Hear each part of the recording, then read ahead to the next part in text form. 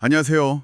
네, 안녕하세요. 네이버부터 LG 에너지솔루션, 종근당, HD 현대중공업, 기아, 또 LG 디스플레이까지. 오, 맞네요. 네, 다양하게 준비해 주셨어요. 최신 동향을 좀 함께 살펴보죠. 전반적으로 보니까 2분기 실적 전망이랑 하반기 예측이 좀 엇갈리는 것 같기도 하고요. 한번 자세히 들여다볼까요? 네, 좋죠. 먼저 네이버입니다. SK증권 보고서 보니까 목표 주가를 30만 원에서 32만 원으로 올렸네요. 네, 그렇습니다. 2분기 실적은 시장 예상치에 부합할 것 같다 이런 분석이고 하반기에 커머스랑 광고 사업 회복에 대한 기대감이 좀 큰 것 같아요. 맞아요. 특히 그 신설식품 카테고리 확장이나 AI 금융사업 잠재력 이런 부분에 주목하는 분석이 많더라고요. 아, AI랑 금융, 역시 신사업 쪽이군요. 네, 사실 핵심 사업 성장세가 좀 둔화되는 거 아니냐 이런 우려가 있었는데 그걸 만회할 새로운 동력을 계속 찾는 모습이죠. 2분기 예상 매출은 한 2조 9천억 원 정도, 네. 영업이익은 한 5,270억 원 수준, 전년 동기 대비하면 그래도 한 11% 이상 성장할 걸로 보고요. 오, 성장세는 있네요. 네, 특히 커머시 쪽은 수수료 올린 거랑 또 앱 개편하면서 광고 쪽 성장이 좀 기대되거든요. 아하. 그래서 말씀하신 대로 AI나 금융 분야에서 뭔가 성과가 좀 보이기 시작하면 기업 가치가 더 높아질 수 있다 이런 분석입니다. 알겠습니다. 다음은 LG 에너지 솔루션인데 여기는 리포트가 많네요. 2분기 잠정 실적이 시장 예상을 아주 크게 웃돌았어요. 네, 완전 어닝 서프라이즈였죠. 매출 5조 6천억 원에 영업이익이 4,922억 원. 컨센서스가 3,150억 원 정도였는데 훨씬 높게 나왔네요. 네. 이게 역시 미국 정부의 AMPC 효과, 이것 때문이라고 봐야겠죠? 그쵸. 그게 가장 큰 요인입니다. 2분기 AMPC 금액만 해도 거의 5천억 원, 4,908억 원 정도로 추정되니까요. 거의 영업이익 전체네요. 네. 이걸 제외하면 사실 본업이익은 14억 원으로 간신히 흑자 전환한 수준입니다. 아, 그렇군요. 그래도 GM형 판매가 좋았고 5월부터는 북미 ESS 물량도 반영되기 시작한 덕분이죠. 근데 이게 마냥 좋은 것만은 아닐 수도 있겠네요. 하반기에는 좀 불확실성도 있다면서요? 맞아요. 그 9월 만에 전기차 보조금이 폐지되잖아요. 네. 그 전에 미리 사려는 수요, 선구매 수요 효과가 이제 좀 빠질 수 있고요. 재고 문제도 좀 있을 수 있다는 분석입니다. 그렇군요. 다만 장기적으로 보면 그 중국산 배터리 관세 인상 예정이잖아요. 26년부터 25%로. 아, 맞아요. 이게 LG엔솔의 ESS 사업에는 오히려 기회가 될 수도 있다 이런 시각도 있습니다. 네. 다음은 종근당 소식인데 여긴 분위기가 좀 다르네요. 키움증권 자료 보니까 목표 주가 10만 원은 그대로인데 투자 의견은 아웃퍼폼으로 내렸어요. 네, 하향 조정했죠. 2분기 실적 자체는 노바티스한테 받은 마일스톤 한 69억 원 덕분에 시장 기대치에는 맞을 것 같다고 하는데 왜 내렸을까요? 종근당은 올해 좀 R&D 투자를 많이 늘리는 시기거든요. 아, 연구개발 비용? 네. 그 CMET, ADC 항암제, 네. CKD703이라고 있는데 이게 일상 임상에 들어가면서 비용 증가가 좀 예상됩니다.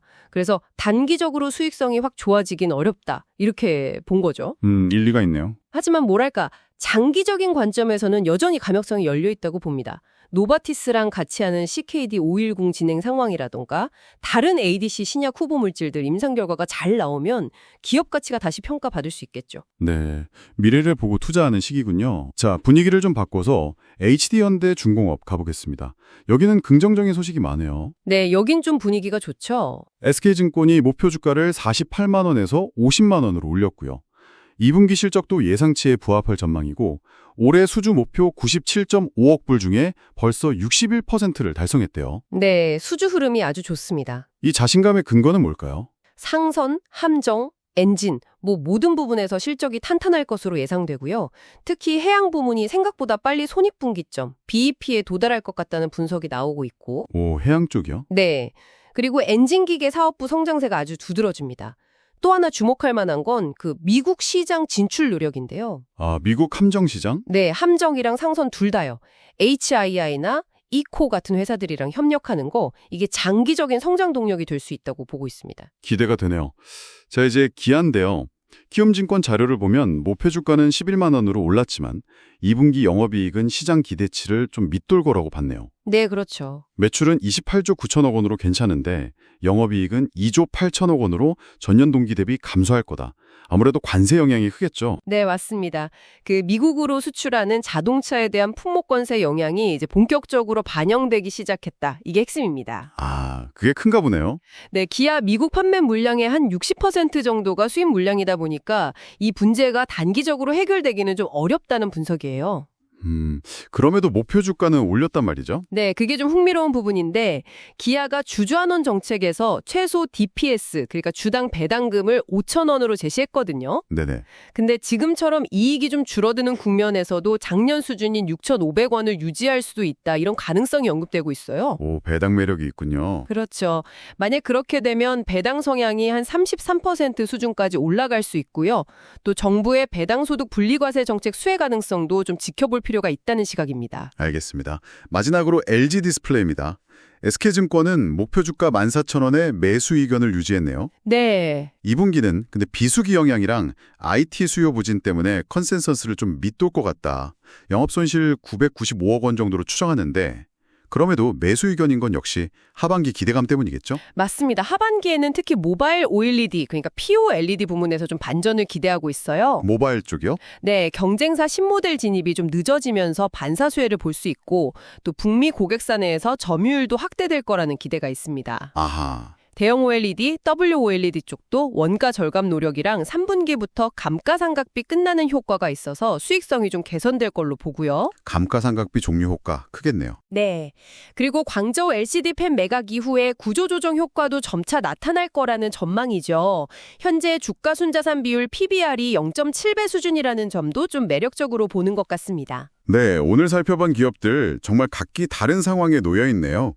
네이버나 HD현대중공업처럼 회복과 성장을 모색하는 곳도 있고 그렇죠. LG 에너지 솔루션처럼 깜짝 실적 속에서도 하반기 변수를 좀 안고 가는 곳도 있고요. 네, 맞아요. 기아는 관세, LG 디스플레이는 계절적 요인과 싸우고 있지만 또 개선의 실마리를 찾고 있고 종근당은 R&D 투자를 통해 미래를 준비하고 있고요. 정말 그렇네요. 하반기로 갈수록 결국 이 기업들이 외부 환경 변화에 얼마나 잘 적응하느냐, 이게 관건이 될 것 같습니다.